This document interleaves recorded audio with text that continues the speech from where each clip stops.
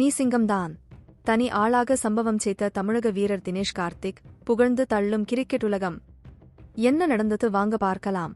ஹைதராபாத் அணிக்கு எதிரான போட்டியில் தனி ஆளாக பேட்டிங்கில் மிரட்டிய தினேஷ் கார்த்திக்கிற்கு சமூக வலைதளங்களில் வாழ்த்துக்களும் பாராட்டுக்களும் குவிந்து வருகிறது.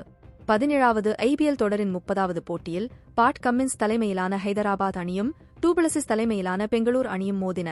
பெங்களூர் சின்னசாமி மைதானத்தில் நடைபெற்ற இந்த போட்டியில் டாஸ் வென்ற பெங்களூர் அணி முதலில் பந்துவீச்சை தேர்வு செய்தது. இதனையடுத்து முதலில் பேட்டிங் செய்த ஹைதராபாத் அணி பெங்களூர் அணியின் பந்துவீச்சை நாலாபுரமும் சிதறடித்து அசுர வேகத்தில் ரன்னும் குவித்தது. இதன் மூலம் ஹைதராபாத் அணி 20 ஓவர்கள் முடிவில் 3 விக்கெட் இழப்பிற்கு 287 ரன்கள் குவித்தது. அந்த அணியில் அதிகபட்சமாக டர்வீஸ் ஹெட் 102 ரன்களும் கிளாசன் 67 ரன்களும் எடுத்தனர். இதன்பின் 288 ரன்கள் எடுத்தால் வெற்றி என்ற இலக்கை துரத்தி களமிறங்கிய பெங்களூர் அணிக்கு டூபிளசிஸ் 62 ரன்களும் கோலி 42 ரன்களும் எடுத்துக் கொடுத்தாலும் அடுத்தடுத்து களமிறங்கிய 3 வீரர்கள் வந்த வேகத்தில் விக்கெட்டை இழந்ததால் பெங்களூர் அணி 122 ரன்களுக்கு 5 விக்கெட்டுகளை இழந்தது.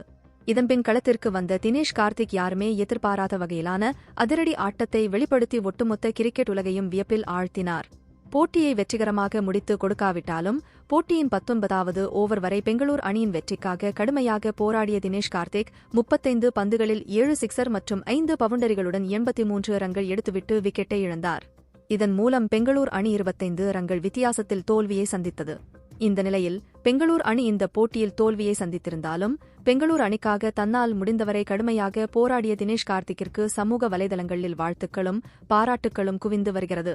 முன்னாள் இந்நாள் வீரர்கள் என பலரும் தினேஷ் கார்த்திக்கின் மிரட்டல் பேட்டிங்கை வியந்து பாராட்டி வருகின்றனர். கிரிக்கெட் செய்திகளை உடனுக்குடன் அறிந்து கொள்ள நியூஸ் கிரிக் சேனலை சப்ஸ்கிரைப் செய்து பாருங்கள்.